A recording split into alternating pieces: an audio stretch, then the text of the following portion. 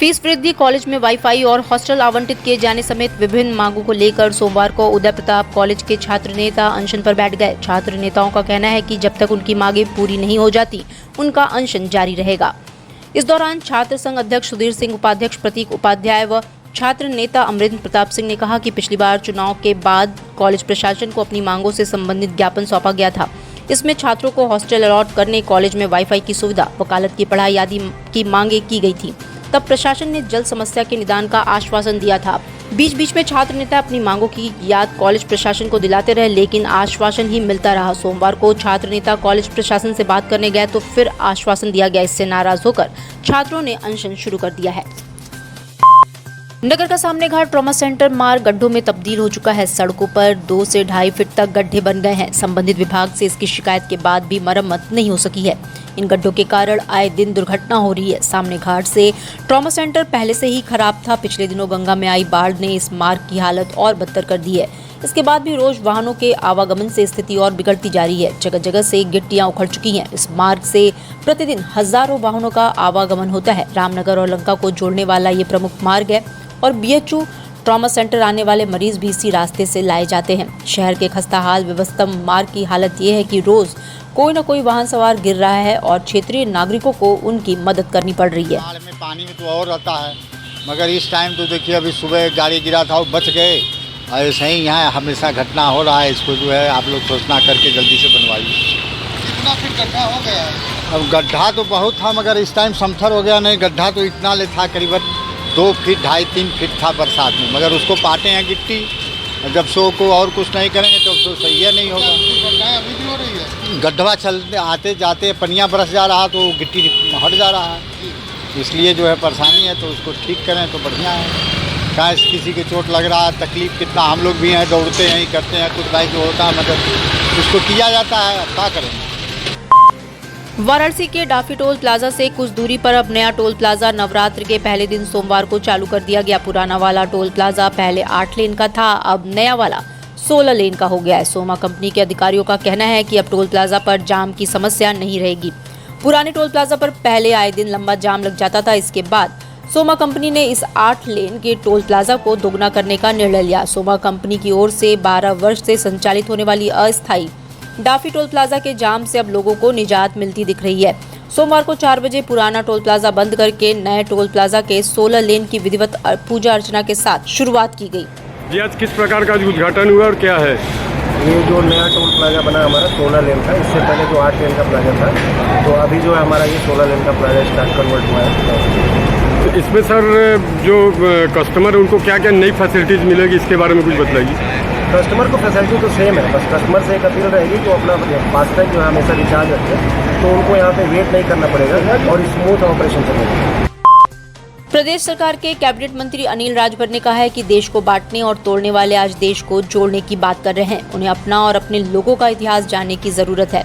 ओम प्रकाश राजभर का विकेट धीरे धीरे गिरना शुरू हो गया है। जल्दी वे ऑल आउट हो जाएंगे।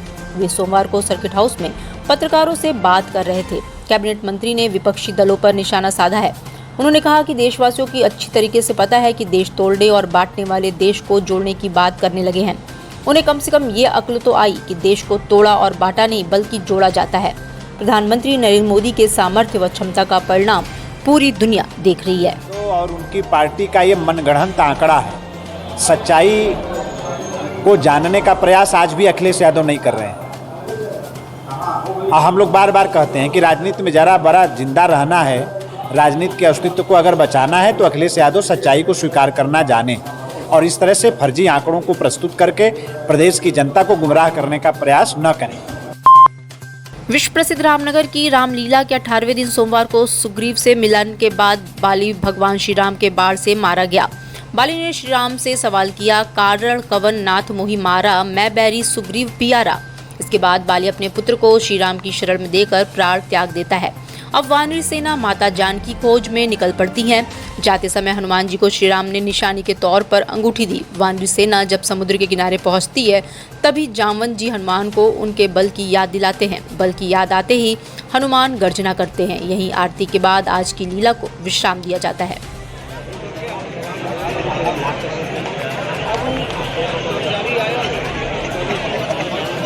जी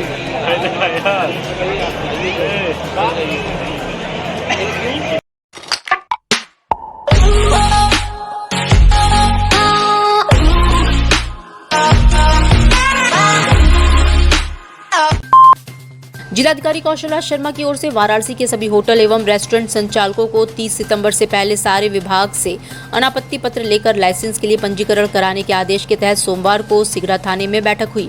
होटल व रेस्टोरेंट संचालकों के साथ हुई इस बैठक में व्यवसायियों ने अपनी अपनी समस्याएं बताई और नियमों में कुछ ढील की अपील की गई।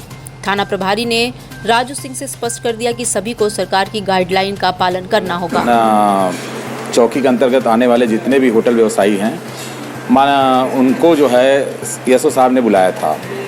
सुरक्षा की दृष्टि से हम सभी लोग अपने मानक को पूरा कर लें, उनका कहना यह था, ताकि आने वाले दिनों में नवरात्र का त्यौहार है और भीड़ अधिक से अधिक होगी, जिससे कि हमारे पर्यटन को कोई दिक्कत परेशानी न हो पाए। और क्या क्या बताया गया जो लाइसेंस होटल नहीं है उनके लिए क्या? देखिए क्या है कि अगर मानक पूरा हो तो अच्छी बात है कि मानक पूरा होना भी चाहिए, लेकिन हमारे क्षेत्र के जो कुछ ऐसे होटल व्यवसायी हैं जो अपनी बिल्डिंग बना चुके हैं, सारे विभाग से एनओसी ले चुके हैं, लेकिन कुछ सराय एक्ट के तहत उनको अभी भी लाइसेंस नहीं मिल पाया है। इसके लिए हम लोग सब प्रयास कर रहे हैं। लगभग ऐसे कितने होटल होंगे जिसमें लाइसेंस नहीं है? लगभग 100 से 70 से 80 होटल होंगे जिनको कि अभी लाइसेंस नहीं मिल पाया। पंचगंगा घाट पर चंद दीपों की टिमटिमाहट के साथ शुरू हुई काशी की देव दीपावली मोदी योगी के शासनकाल में लोकल से ग्लोबल हो चुकी है।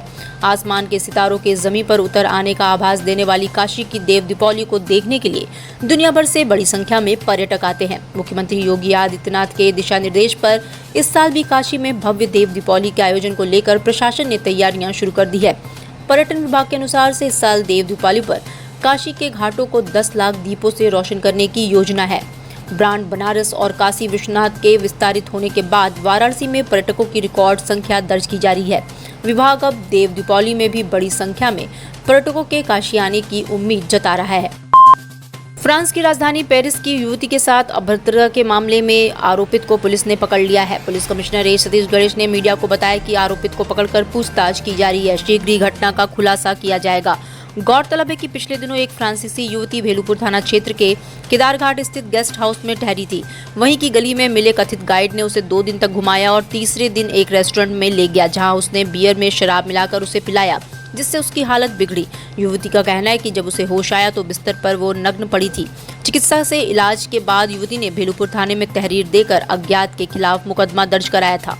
हम लोगों ने मुकदमा पंजीकृत करके सीसीटीवी फुटेज के आधार पर और सर्विलांस के आधार पर इस संदिग्ध व्यक्ति की शिनाख्त कर ली। उसे हिरासत में लेकर पूछताछ हम लोग की जारी है और शीघ्र ही जो विधि अनुरूप कार्रवाई होगी उसे हम लोग सुनिश्चित करेंगे।